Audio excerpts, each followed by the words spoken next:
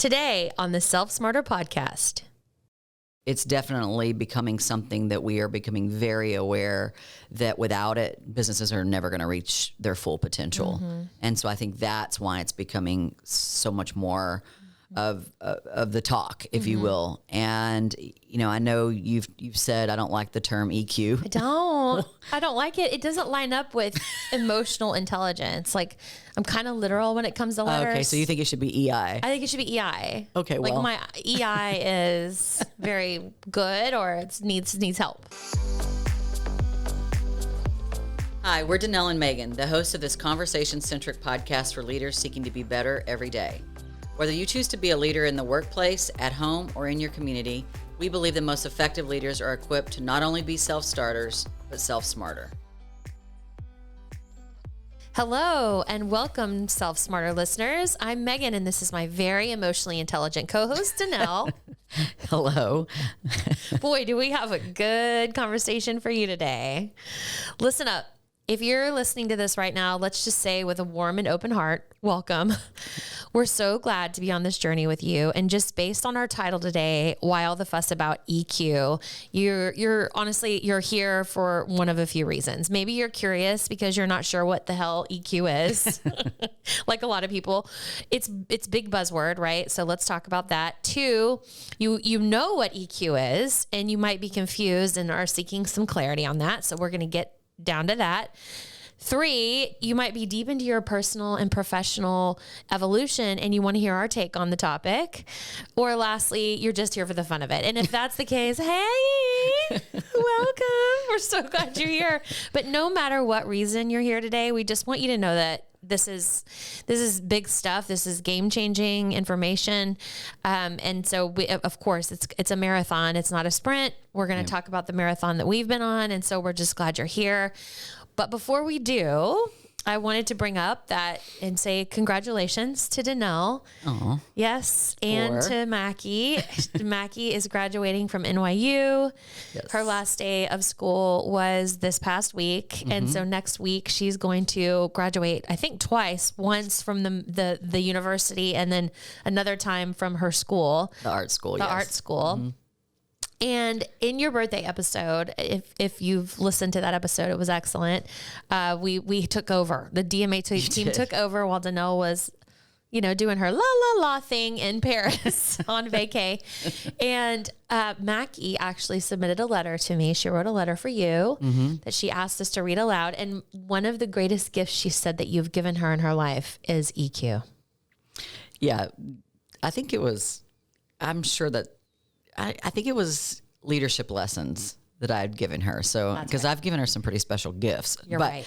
I would probably argue that this is probably also one of them. And so, I really appreciated actually that whole episode, your takeover and all the wonderful things that were said. But when you think about a 21-year-old being able to identify that what she observed in my journey the last 8-9 years and our journey and on this path to realize that we were a healthy business relative to the IQ side of it, the performance side of it, but what we were lacking, and especially me, I was lacking some of the emotional intelligence, which we're going to talk about today.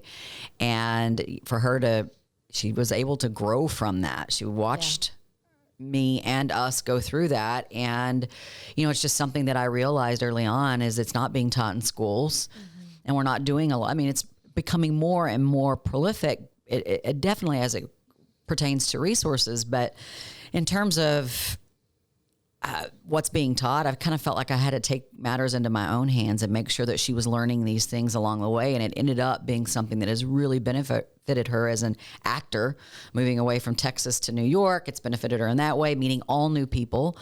And so she's just been able to use this knowledge to advance herself. And quite frankly, the most important thing, to create more meaningful connections and relationships. And so, I'm extremely proud of the fact that she identified that in particular as being something that has helped her. So, and again, it's not just me, but it's definitely something that we worked on together as mother and daughter. And she listened to you. She did. She listened to you on conversations, tough conversations, good conversations. She listened to you sort through problems or thought processes that you needed to sort through personally. And she could hear you audibly manage through that. And so I think she's been able to apply that. I know she's been able to apply that over the last 4 years. And that is a gift that will keep on giving for years to come. Hope so. Yeah. And for sure. And, and for our relationship, like working together, one day I realized, listen, part of what I really enjoy about chatting with Danelle is she just lets me be me, which is a part of emotional intelligence. A lot of times I'll mention something, maybe it's my timing, but it's not trying to be funny. Like I'm just literally, I think funky thoughts, I guess. No, you're funny. But I just think things, and you've just always been like, okay, like just kind of listen. So I do appreciate that because it helps me. It's also helped me just being aware of myself and my impact on others. So I'm really excited about this conversation today, and I know you are too because you're very passionate about it. Very. So let's talk about it. The EQ really isn't something. It's okay. Let's say this. It really started being a thing. Like what? 10 years ago? I don't know when the emotional intelligence has been around. I just don't think it's been talked about a lot relative to business. Yeah. Okay. I mean, I really don't. Not enough, I can tell you. And I didn't necessarily research kind of the history, which sometimes I typically will do that.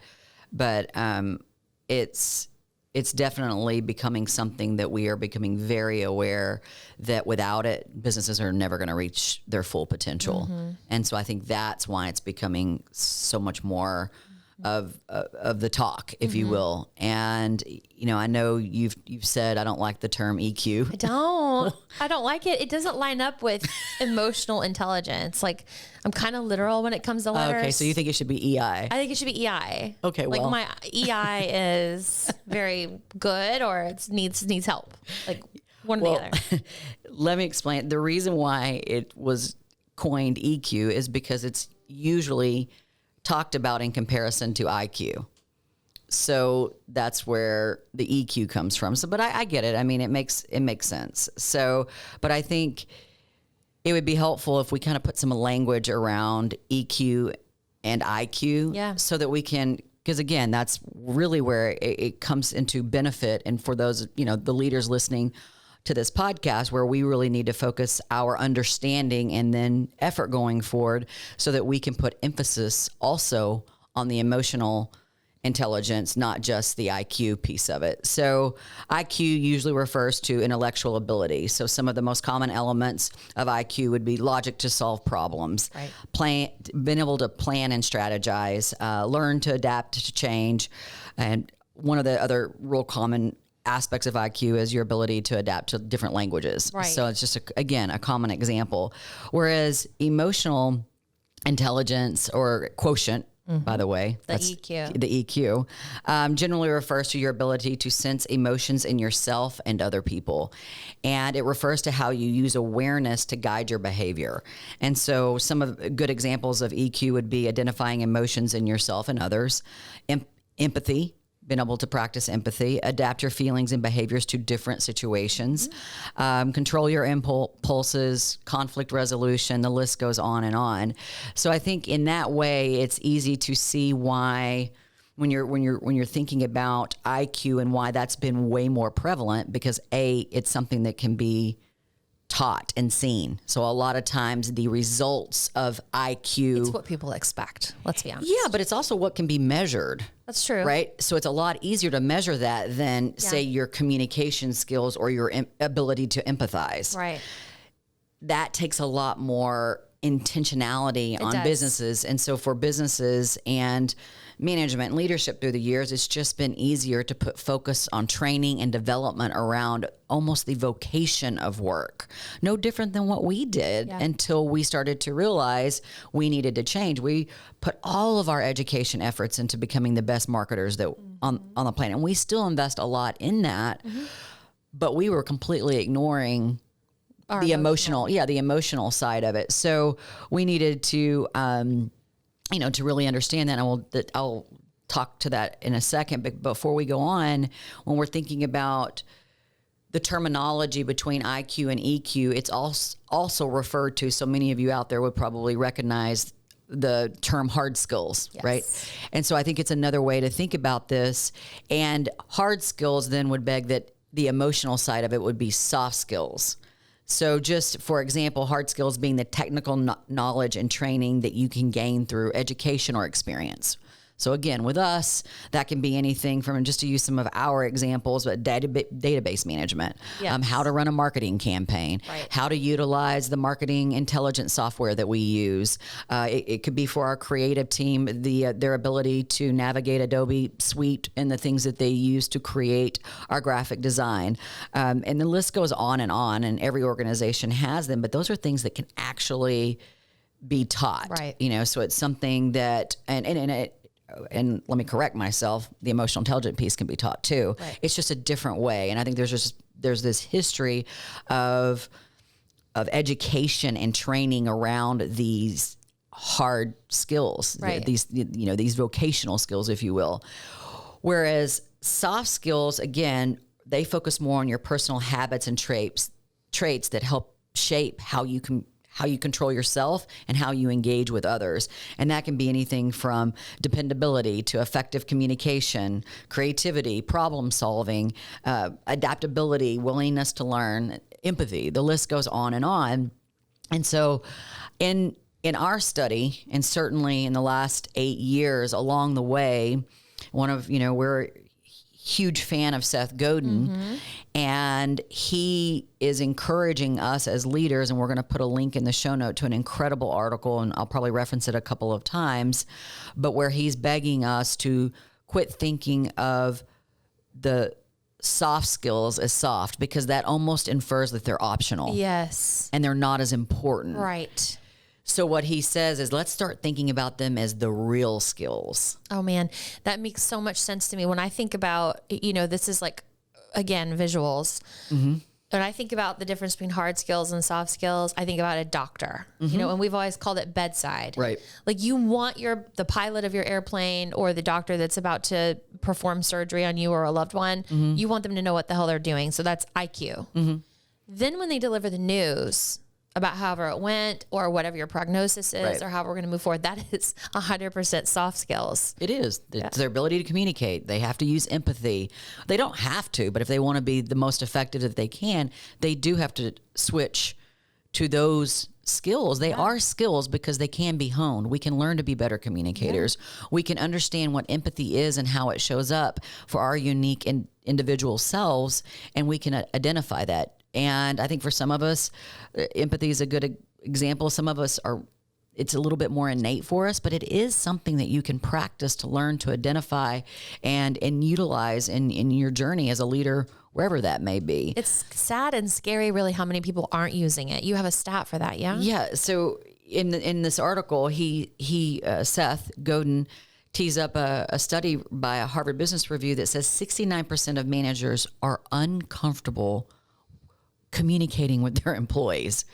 So how do we build people-centric organizations while accepting that 2/3 of our managers are uncomfortable with to me, the most essential part of their job is communicating. And so when you think about that, it's like, what are organizations doing to elevate training and awareness around these particular set of real skills? We're going to refer to them as real skills going forward because we listen to all things Seth. And, he says, again, using the term soft skills, it allows us to imply that they are optional, as I said earlier. And he goes on to say, as it turns out that what actually separates thriving organizations from struggling organizations is the difficult to measure attitudes, processes, and perceptions of the people who do the work. And then he says, culture defeats strategy every single time. And we know for a fact that because we were not, as an organization, and myself as a leader with me and with the organization, when we weren't focused on these real skills, that's when our culture, our culture was at its worst. And we have 2 episodes 1 and 2, speak to that, or 2 and 3, I think. But there's 2 episodes on cultures at the beginning of our set. And what we talk about in those particular episodes is our struggle. And then when we were able to put value towards these things, it changed our company, not overnight, but it ended up That's the changing marathon. our company and our leadership around here, and namely mine, for the better. And, you know, we talk a lot about the results from that. So I just think that thinking about them as real skills gives the elevation to the importance of focusing on improved communications, creativity, you know, how we work with others, and how to navigate difficult conversations, Yep. the things that we're talking, you know, literally emotional intelligence is one of the genesis for us even starting the Sell Smarter podcast to begin with. That's right. And so we definitely consider this an important topic. So you talked about some of the outcomes or results that employing EQ within leadership and management could make. Let's really get into that. Let's talk about some of those outcomes that one would expect if they were to invest their time in developing EQ. Right. Besides the impact on culture, and we'll circle back to that as well, what's been traditionally thought is that the emotional intelligence or the real skills necessarily don't improve the common result-oriented aspects of the business. So sales, employee retention, leadership capabilities, and productivity. And actually the opposite is true. And we have some great examples, and we'll share these in the show notes, but an example of sales increasing because of this investment, that L'Oreal sales agent exhibited high emotional intelligence, sold 91,000 more than the other salespeople on an annual basis. And that it resulted in a net revenue increase of $2.5 million. So essentially, L'Oreal did basically an A/B test and said, we're going to put this group through emotional training and see what the outcome is to really determine, is this worth our effort? And so that is a direct impact to the ultimate bottom line by investing in, you know, emotional intelligent training. Another great example is productivity. I know that's something that a lot of us, I mean, we have to focus on as organizations. Is Motorola provided EQ training for staff in a manufacturing plant, and productivity went up far more than 90% of those not trained. I mean, so that is significant. And I feel like when we start to think about these big name companies, another one, speaking of big names, we can look at leadership. Following emotional intelligent training, Coca-Cola leaders outperform their targets by more than 15%. So these big name companies are starting to realize that this EQ, this group of real skills, can contribute to the already traditional objectives, goals that are in place. In fact, it can make them better. Because why? Because we're investing in the people that are responsible for the results. And so I don't know why that hasn't made sense to us sooner. That's what I was just thinking. It's crazy. So I did think that sharing some stats with our listeners was important, because not only do we know that all areas of our business improved, and we'll talk about how we've employed measurement of some of these, real skills also, but how these, focus on EQ can really elevate all the areas of our business, which makes total sense. So go ahead. Yeah, no, I was going to say, and you've been, those statistics are amazing. I was thinking the same thing you were thinking. How has it taken us this long? But if you think of the industrial age just happening in the last century, it makes sense. Like now we're here, we've got the IQ, we've put the IQ to work from a technology standpoint, a production standpoint in the United States and everywhere, really, this global economy. And now it's time to focus on something that's going to lift us, beyond just sales goals. Right. It means the human spirit, leadership. The human leadership. Right. Yeah. Right. That's right. And you really kind of came into awareness about this with the 26% approval rating that you got 8 years ago.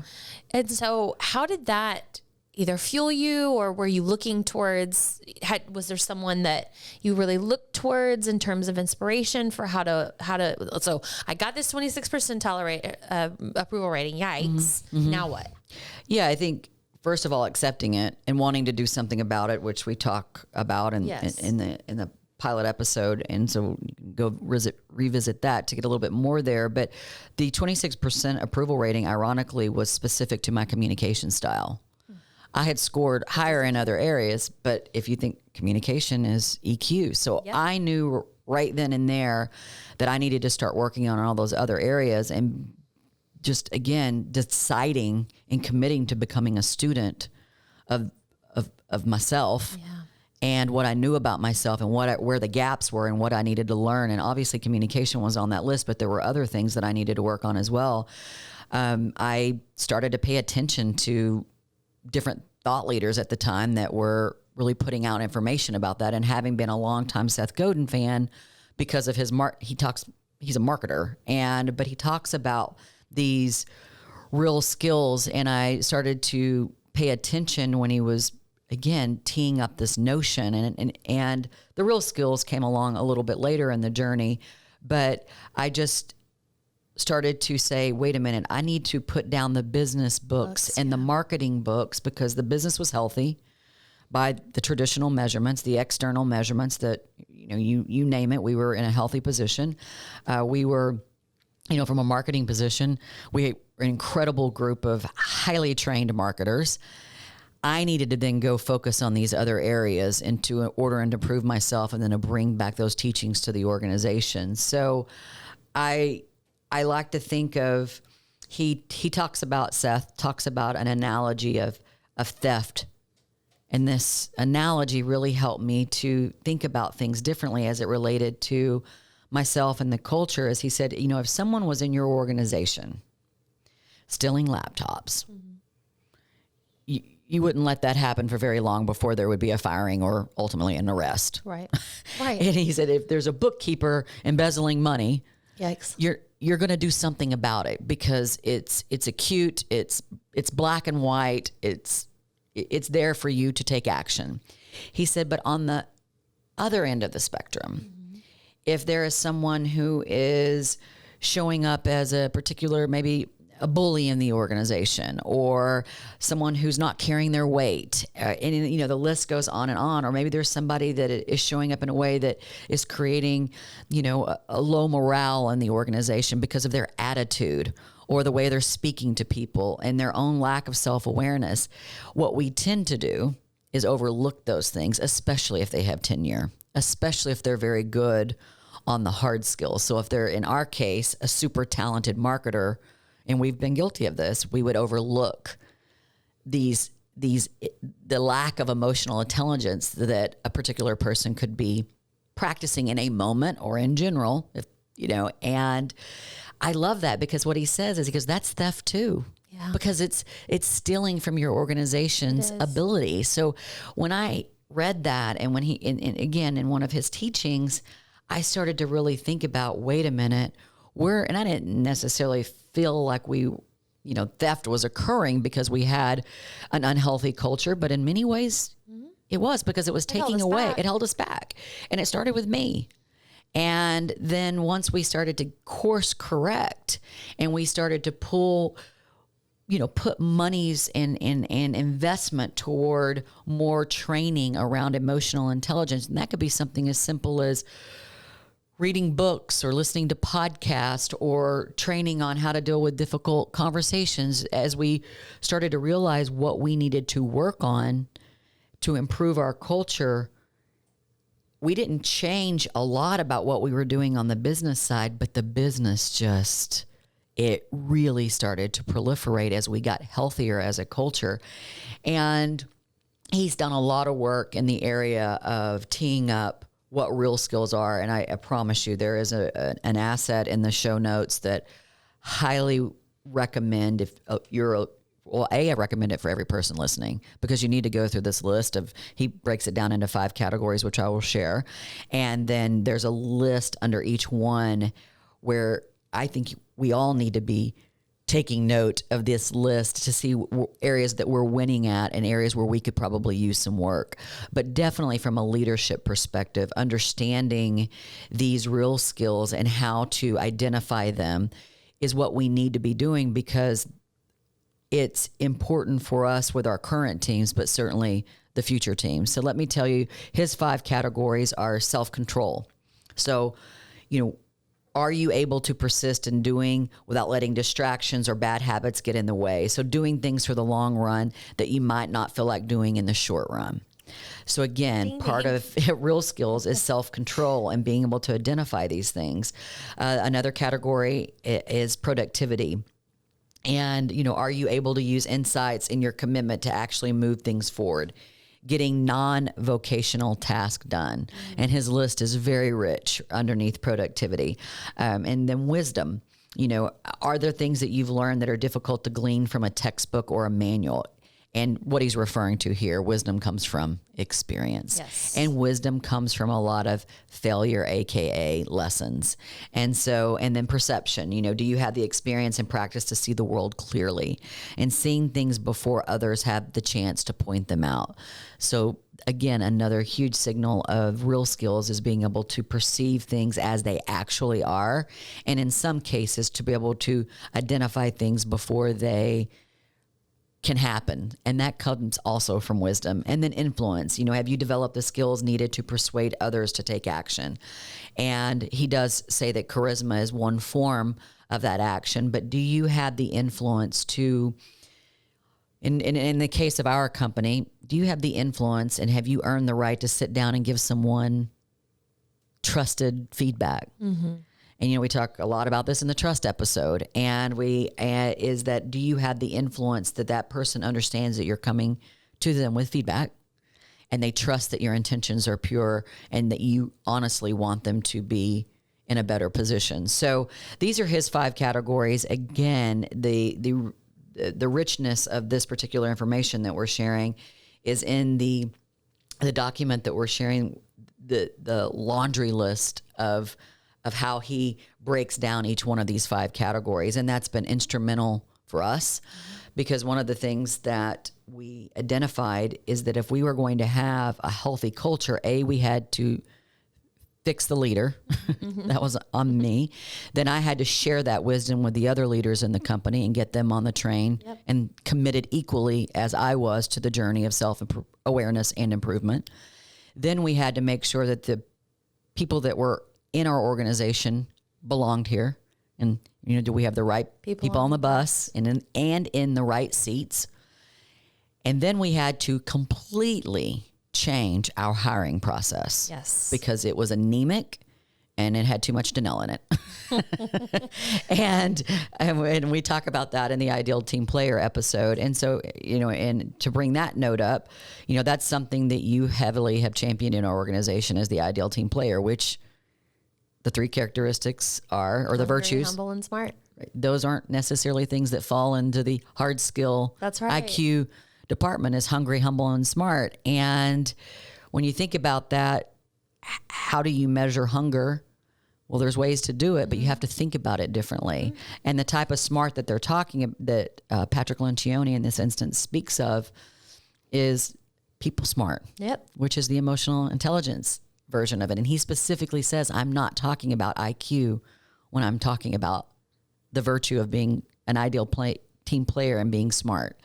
And so, and then hungry, humble, and smart. Humble. I couldn't remember the third one. And we just did an episode on humility and leadership, but being humble. And that's something else that, we had to really think about and different because again, no one's going to raise their hand and say they're not humble. Right. But I can tell you, having been a student of humble leadership, it goes far beyond service, which was my only context at the time. So again, these are 5 categories we're studying underneath Seth's leadership of real skills. So highly recommend it. And these things are ongoing. I mean, this never, there's no start, stop, right? No. So it's a constant journey. And it's, we talked about this in Ideal Team Player, but since you brought it up, it's being in awareness of these things. So, and why did Ideal Team Player and why was I so passionate about sharing that? Because it was easy. Sure. So easy to remember, hungry, humble, and smart. And so if I could remember it, everybody could remember it. And so it became a mantra, right? Like we always think about those things now. These things that you just listed, self-control, productivity, wisdom, perception, influence, those are things you can remember too. If you are aware of them, if you study them, and then you're like, wait a minute, how am I behaving right now? Am I am I controlling myself? Things like you would look for things like interrupting people. Sure. I was a horrible interrupter. And I think you said it, and I think my husband both said, so I was like, oh Lord, like two very important people in my life have now said, can I please finish? And I didn't even realize I was doing it. So those are little things, but they're big. Right. They're big because a lot of what we don't understand, or what I've learned, let me say this way, what I've learned about emotional intelligence is sometimes they're just things we're not conscious of. Right. That doesn't mean we can't fix them. Right. We just need someone to say, and or in our own study of ourselves and utilizing tools, which I know we're going to get to, is like, wait a minute, I know I can be better at that. And one of the big things, one of the big reasons why I wasn't a good communicator is because I wasn't a good listener. So I had to find ways to learn to become a better listener. And for me, it ended up being asking more thoughtful questions. How did you know you weren't a good listener? Like, does your mind race when people are talking? Well, yes. I mean, and I'm wired that way. And I've been in such a leadership position for so long that people look to me to answer questions. Yes. They look to me for solutions. They look to me for answers. You know, I in my household and in the workplace and my volunteer activities, it's just been something that's been inherent to me. And so people expect me to do the talking. So to talk less in the way that I had, the way I found it to be most effective for me was to learn to ask more meaningful questions. It wasn't necessarily that I was quiet. Sure. It just meant that I was showing up in a different way. That's right. And getting people to talk more by asking more meaningful questions. And quite frankly, learning the art of the follow-up question. That is when I started to see my communication skills really start to improve. Yeah, I think that's, I mean, again, like the interruptions, the listening, you know, I asked you that because I knew, you know, I watched you evolve through that, and it's made a huge difference. But these things that we're talking about are very hard to come to awareness about. And sometimes people are going to tell you, and sometimes they're not. But you almost have to look at your performance. Okay, why are you not hearing me? Or why are you coming to me with this problem? You would say, Megan, next time maybe come back with a solution in mind. That was also another thing, you know, that was very helpful. Why are you guys putting all this on me? But also, like, I'm going to have to solve so many problems today. Maybe this one is one that you could maybe have a solution for. Sure. So that was all a part of it. But again, these things sound so easy. They're not. They're really not. And if you're listening to this episode, more than likely you're struggling with some of this stuff. Yeah, I don't know who isn't, because I know. even someone who's been on the journey as long as we have, these are things that we're constantly working on, because what ends up happening is that your environment changes. Yes. And that could be, maybe you have more responsibility in your organization. You know, for me, I have an adult child now. I have to, it's different. And she's graduating. She's entering her adult life. And so the way that maybe I've communicated with her in the past, it needs to evolve to accommodate her life stage and, quite frankly, mine. And so that's just, again, a personal example of me being aware of, things are going to change, and we both need to buckle up. Yeah, we need to adapt. And I think that happens often in organizations, and that could be something as simple as a new client coming on board that has a unique challenge. Or a new product, or that something that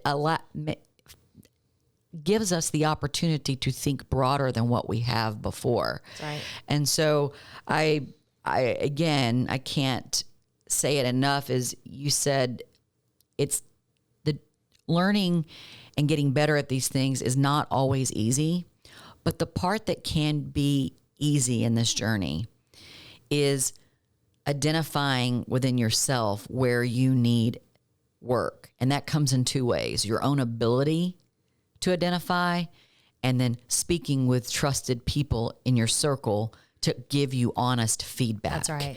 And then when you're not getting the results, I guess there's a third one. When you're not getting the results that you want, seek to understand why that is. Right. And that could be involving even more people in the feedback loop than what you would traditionally do. Right. And so I think those are important things to mention that we've had to really work on. And so again, the identification can be the easier piece, the fixes, because most often you're having to fix a habit.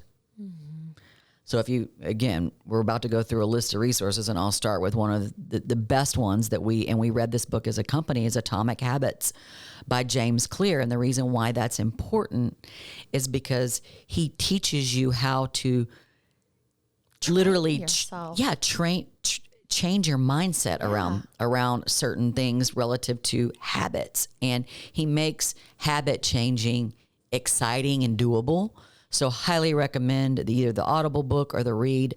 But his thinking is, to me, very simplistic. Yes, it is. At the same time, he has broken through what is seemingly complex, because habits are hard to break and good habits are hard to form.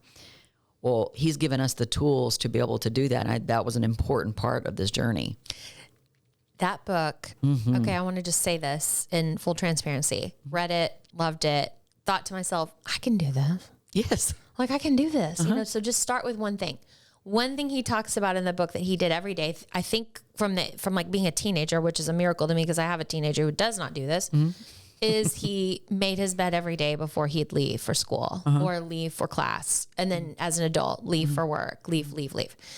The bed was made. I thought to myself, that's something I don't care. Sometimes I do, sometimes I don't. Sure. But you know what I love is when I do, not because it's made, it's because when I'm getting into it at night, I have done something nice for myself. Yes. Like, I think about that. Like, you have done something so nice for yourself. Now you're going to get to enjoy this yummy bed, right? It has made its psychological EQ of my life. That's one tiny little example of the impact that being aware of how you feel, aware of how you behave, aware of things that motivate you, aware of things that make you feel special. And then I want to share that, right? Like, I want to go do something that's going to help somebody else. James Clear gave me that permission. Yeah. But it's so simple. It is. And what he talks about, and I just shared this with the team as a reminder, is that when we're forming habits, we need to start with the smallest, I don't know if he uses this word, but the common thing that we know that we can execute every day. So relative to bed making, I learned that if I just pull up the sheet and the cover, but don't put on the 15 pillows every day. Do that for company and on the weekend. Tidy. Right. But start with what you can do every single day. If you're taking up running, well, don't start with the 5 mile. You're going to be real disappointed if you haven't ran in a hot minute. Make it 10 minutes down the street. Just start. And, if it's a walk or whatever it may be, if it's push-ups, start with 5. Then work your way to 50. And that's what he says. What can you commit to every single day? And I think that's where the emotional intelligence. And for me, it was listening to podcasts. It was reading, a chapter of a book or two every single day that led me to, again, to the self-awareness that I needed. And then ultimately to a lot of these things that we're sharing on this podcast. And in terms of the things that we practice. I know. I mean, when I think about it, like the magnitude of it and just the adding up of all the hours I've spent together reading books, listening to I don't even know. Like, I can't do the math because it's so overwhelming. It's a lot. Right. It's a lot, but just start, right? That's right. Just start. Just start. And what we're hoping that this podcast does is, because of all that we've been able to study and synthesize, is that we want to break it down to where maybe your journey can be faster than our 8 years. And again, I think we've been in a good spot for a while now, but that's why we're putting so much effort into the Self Smarter podcast, is for leaders on this journey. Yeah. Is to really help you get there quicker and maybe learn some things that that we kind of learned by trial and error along the way. That's right. So one of the big things, and this, you said we're going to talk about resources. I think that's a good time to do it.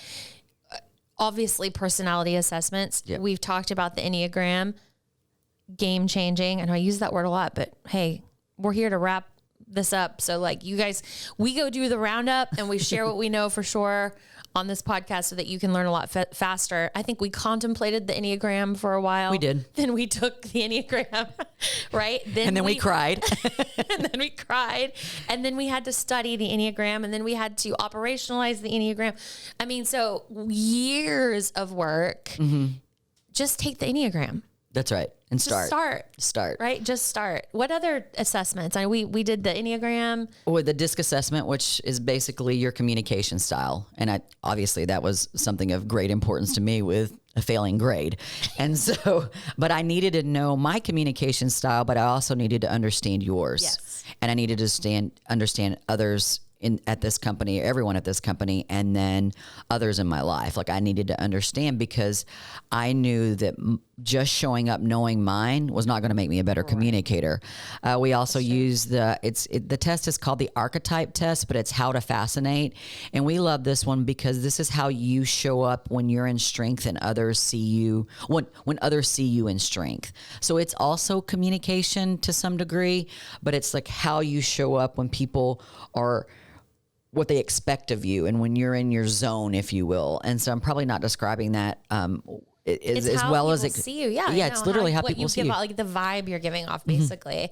And just do yourself a favor. Pro tip: don't try to go look up fascination or look up archetype. Just type in to Google how to fascinate test, and we will put that in the show notes for you. But do that just to save yourself some searching and some other interesting things. Yes. Oh, I didn't even think about that. Yeah. Yes. Yeah. Those are a few. We obviously strength finders. It's, it bridges both IQ and EQ, but it's definitely one that we use. The Working Genius by Patrick Lencioni.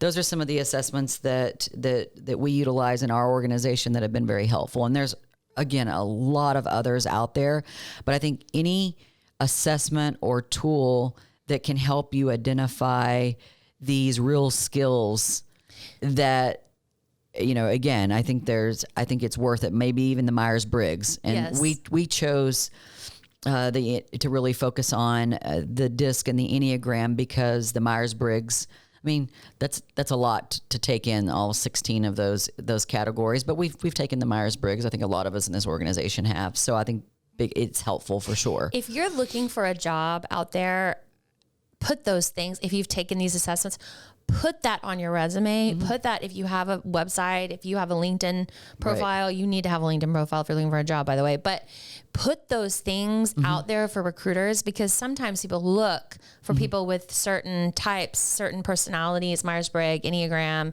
fascination, for sure strength finders, because it gives you your 1 through 10. Just hot tip there on how to use this stuff, even if you're not currently in an organization, or you are and you're looking to get into one that appreciates EQ a lot more. Use these assessments to help guide you on your next place, because those people who are looking for people with healthy EQ are more than likely going to have an operationalized EQ path for you to lean into. Right.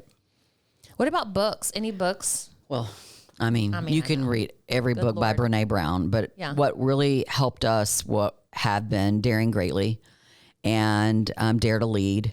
I know you read, first and foremost, you basically brought Brené to the organization beyond the TED Talk, The Gifts of Imperfection. And then obviously we have an whole episode on it, so we'd be remiss not to mention Atlas of the Heart, which she literally breaks down 87 emotions. Yes. So if you want to be emotionally intelligent, the more we know about our emotions. It's our number one podcast. Oh, absolutely. Yeah. Oh, our number one is it's Atlas our number one episode. Yeah, so give it a listen if you haven't. And we talk about why it's important to read the book, and we really give you basically some cliff notes to the amazing book. But those books by her really, really made a difference for us in our organization. We love Permission to Screw Up with Kristen Hadid. And certainly highly recommend her virtual course on human leadership. Yes. And I think she's doing that twice a year, but we've put our entire organization through the human leadership training, and I think that is critical. It's virtual, so affordable. Absolutely. And Simon Sinek, he obviously through COVID went through and put most of his trainings now, they're online classes, and there are so many on there that are great. One that we like to call out is the one trait your team needs to know from you now. Which is all about EQ. Which is all about EQ. So again, we'll put these links in the show note. I just can't help but recommend Seth's blog. He sends you a blog every morning. I know here in Central Time, we get it at 5 a.m. Yeah, we're pretty sure he has a camera in our office. He doesn't, obviously, but he hits on the notes that we're talking about and thinking about. It's like Instagram content. Like he comes through and we're like, oh my gosh, we needed that today. And so not all of his content is about emotional intelligence, because he definitely talks a lot about marketing, but the good kind of marketing, which we can all learn from. But he's been instrumental, and he does talk about how to show up in the best version of ourselves, in not only in all that we do, but certainly into the world. Yeah. So his work, and again, his blogs are so digestible and in terms of length. And so we love that. On this journey, one of the first things we stepped into that we've been on was the Entree Leadership podcast. And I mean, it's one of the first podcasts that's been around. It's one of the top business podcasts that there is. We learned so much from all the way from the beginning. Yeah, so 2014. You're going to listen, go all the way back. All the way back to where Ken Coleman was the MC or the host, if you will.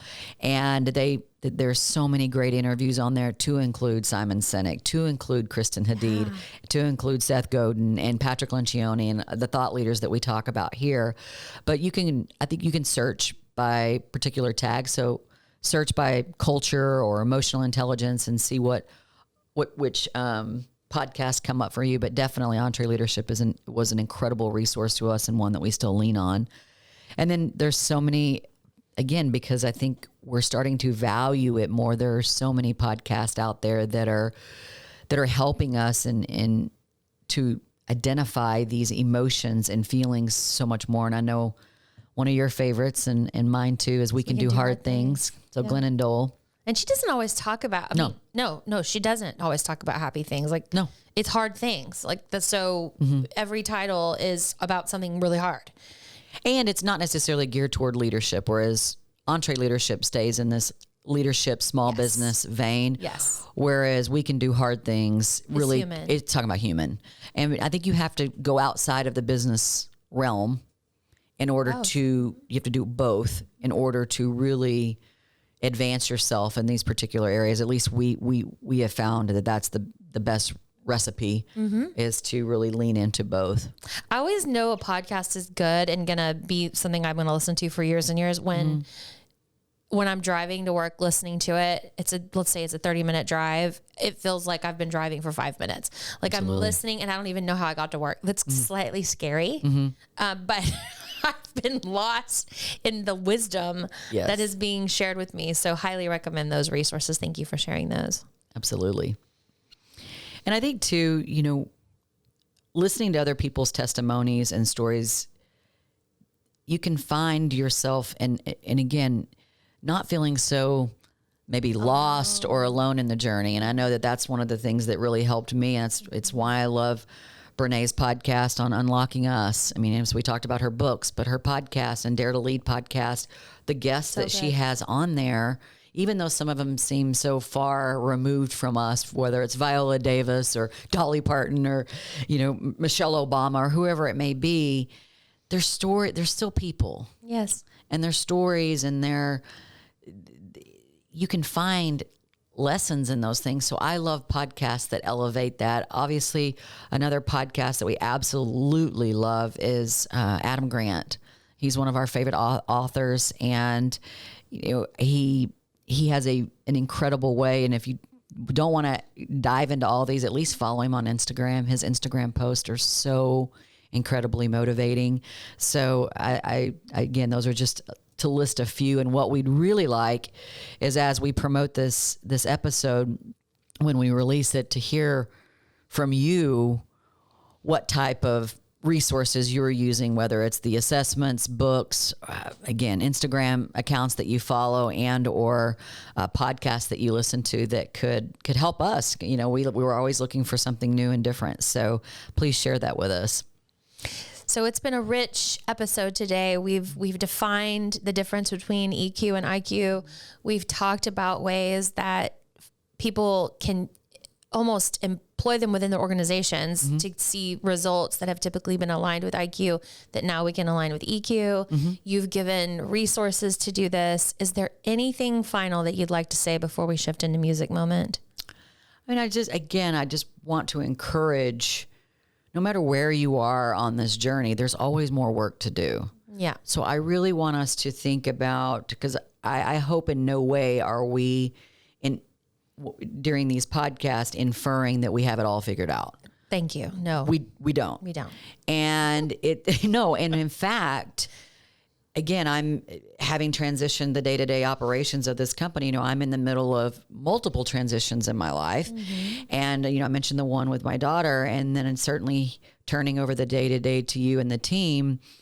There's always going to be room for us to even go back and revisit some of the things that we've studied, It's one of my favorite things to do. And it's, again, this, what I have learned about awareness is it's one of the most empowering things that we can do. Is that I know that the journey I'm on right now is uncomfortable. It's uncomfortable in a number of ways because it's foreign to me. And I have just been, I guess some of you would probably call it in control, but I like to think about it as ultimately responsible. And I've been in that seat as a mother, and I've been in that seat as a business owner and a CEO and president of this organization. And now you're sharing the lion's share of that, again, from a day-to-day perspective.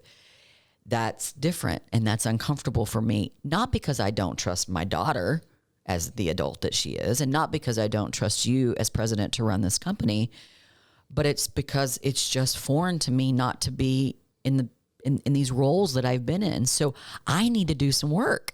And I know that, and that makes me feel less overwhelmed because I know if I just listen with this new lens that's presented itself to me at this phase of my life, I can find some comfort. I can find, colleagues that are in the same boat, and I can find a lot of solutions to help me navigate this. So the message that I'd like to wrap with here is that I hope that we can look at emotional intelligence as being critical to our business, but quite frankly, all of our relationships in the workplace and otherwise, because when we, again, focus on these real skills, that's going to be the thing that changes the game ultimately for business and quite frankly for society. And I know I use that a lot, but it's true. It's scalable. It's scalable. And so I think, and again, if for anyone who's on this journey and wants to have a chat about it, please reach out. And again, happy to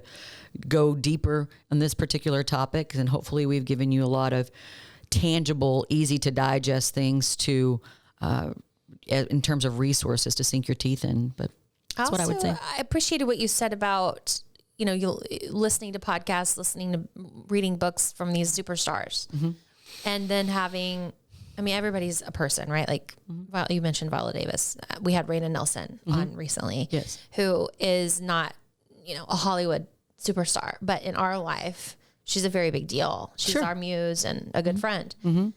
We're going to have more of that. We're going to have more people that are living their lives and trying to study self smarter here. And, if we have Viola Davis or if Abby Wambach wants to come here, hey, listen, the door is open always. And obviously we're trying to do this from a grassroots perspective. And so we're going to tap into the stories that we see every single day here in our lives, people who are doing good things and have things to share to help you on your journey too.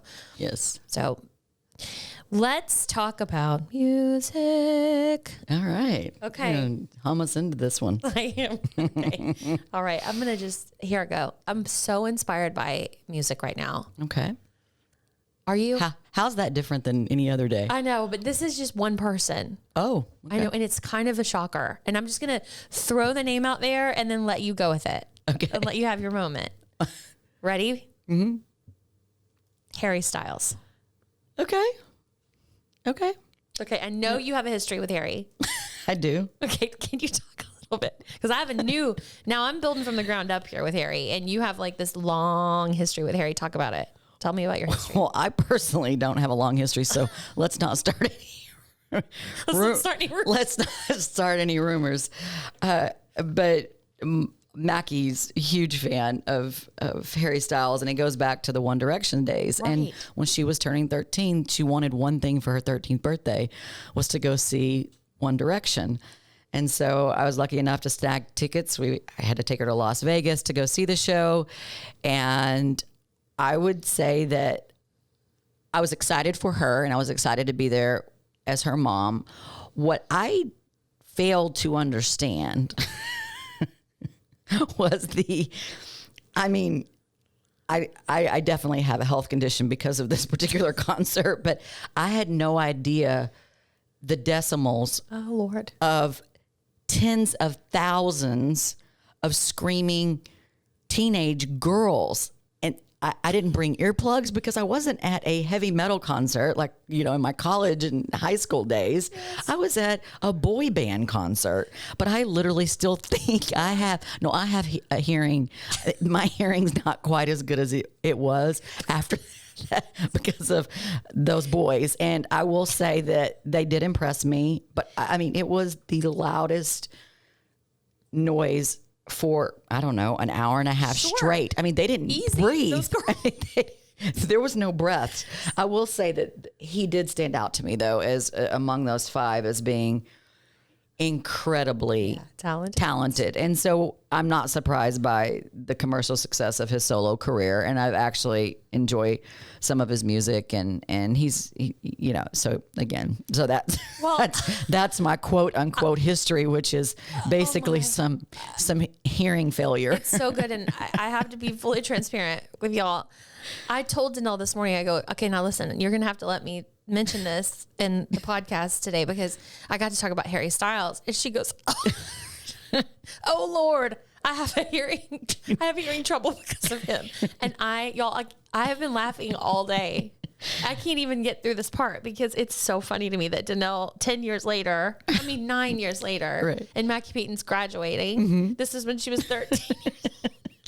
And you're walking around with a hearing problem because of the screaming girl. It's not funny, but it is. Yeah. It really is. And now he's a grown up. Yes. Look at him now. Woo. I know. Yeah.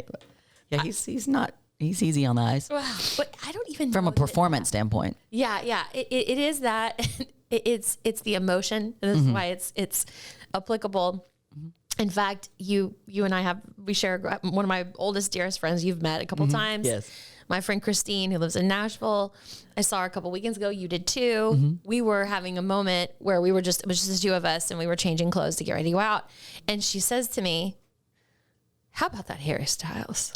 I thought I was going to fall over. First of all, I'm having this private, I don't want to call it love affair, but I'm having this private listening affair, music loving affair with Harry, this grown man now. Mm-hmm. And he's now got this new album coming out this month. It'll be out by the time this episode drops. Right. In May. Mm-hmm. So get you some of that. What's the name of that song that's number 2 that I don't even know the words? I know the words. As It Was. Oh Lord. It's number 2 on Billboard right now. Mm-hmm. Out of Billboard Top 100. It's just so good. He's just so good. And so I asked her, I said, well, what is it about him that makes you think about him like that? And she said, you know what? He just brings me absolute pure joy. And so I get it. I am full on connecting with Mackie Payton at 13. Mm-hmm.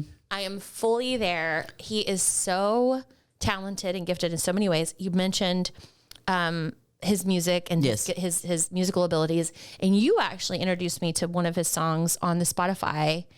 What do they do? Those Spotify recordings where they're yeah. Yes. And Girl Crush. So by Little Big Town. Little Big Town. No, wait, no. No, you're right. Yeah, Little Big Town. I think you're right. Yeah, Little Big Town. Oh, wait, Lady Antebellum. No, it's Little Big Town. Okay. Yeah, Little Big Town, Girl Crush. Well, Harry does an acoustic version of it that is just killer. So his range is, it's beautiful. I don't get into all of his music, but I will say that I think he's wildly talented. So I totally get y'all's attraction and music crush. Mackie to hear this. I know he's a total. I got a music crush. You got a music crush, you do. Yes. So does Christine, and Mackie Payton has for a long time. So I'm there, girls. I'm with you. Who else is out there? Holla, holla, honk for Harry Styles. Oh my gosh. Okay, so I'm gonna need a bucket of water to put out the flames over here with my co-host. Oh my gosh. Yeah. Get you some Harry. Okay. Yeah. And thank you, Harry. Again, we talked to Adele on this podcast. Now I'm talking to Harry Styles. Thank you for listening, first of all. And thank you for putting such beautiful music out in the world. And you know what, Harry, thank you too for continuing to push yourself from an artistic standpoint, and he's in acting now. I mean, I just have mad respect for those that are that artistic and creative and look for different ways to share their talents. And I have a lot of respect for that. So I do look forward to his new album, and can't wait to see if there's maybe a couple more songs that I like on it. But I do get y'all's adoration for Mr. Harry. Yep. All right, I'm going to go drink a cold glass of water. Listen, the real purpose today is to encourage, the time to focus on you. And I think that's what you have to start with yourself on this journey. And I think that when we do that, we can really start to impact others' lives when we start with ourselves and we then use that to learn about others. Mm-hmm. When we're developing that curiosity and that empathy because you're learning about yourself, translate that into something in others. Mm-hmm. I think that we're going to find so much, as I said, so much more peace and happiness. And, to quote your friend Christine, joy. And I think that's something that we can all use a little bit more of. So we can. Yeah. With that, we'll wrap it for today. Thank you so much, Janelle. Thank you all for listening. Just in case this is your first time, again, we have a lot more episodes. Actually, we have 16 other episodes that you can dive into. They're available on our website. They're also available wherever you listen to podcasts. So take a look, give some a listen. Definitely listen to Atlas of the Heart, our most popular so far. And join us on Instagram. We're having some fun up there on Instagram. And there's multiple hands in that pot. Danelle's in there sometimes. I'm in there. Jesse's definitely in there. So y'all come chat with us and play with us on Instagram. It's fun. Absolutely. And then definitely based on the content this week, we put it on the website. Every episode has show notes, and this one's going to be rich with a lot of links and a lot of resources for you. So I hope that you find it helpful. Thank you all for listening. Have a great week. We send you into the week with grateful hearts. Everyone have a great day. As always, you can connect with us on Instagram and Facebook at Self Smarter Podcast. You can also leave a rating or review if you enjoyed what you heard today. Not only does this mean so much to us, but it also helps other leaders and future leaders find our community. Thank you for taking time out of your day to join us in becoming self-smarter. This podcast is produced by Snacks Media, and music is from a free platform. Well, that is until Brandy Carlisle reaches out to us to write the original score for our podcast. Friends, have a great rest of your day.